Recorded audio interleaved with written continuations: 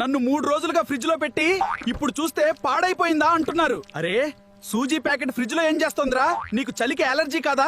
నన్ను బయట పెట్టితే చీమలొస్తాయంటూ 3 నెలలుగా ఇక్కడ పర్మనెంట్ రెసిడెంట్ చేసేశారు. నేను కూడా అదే బాధరా.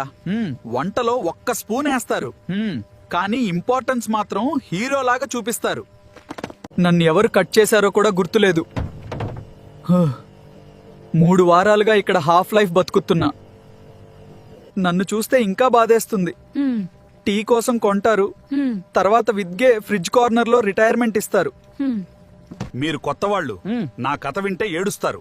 2023లో నన్ను పెట్టారుదా, ఇప్పటికీ స్పెషల్ ఒకేజన్ కి అంటున్నారు. ఈ ఫ్రిడ్జ్ అసలు కూలింగ్ మెషిన్ కాదు, ఫర్గాటన్ ఐటమ్స్ హాస్టల్. ఇంకా ఫ్రిడ్జ్ లో మాట్లాడాల్సిన వాళ్ళు చాలా మంది ఉన్నారు. మరి మీ ఇంట్లో కూడా ఇంతేనా? పార్ట్ 2 కోసం ఫ్రిడ్జ్ అని కింద కామెంట్ చేయండి.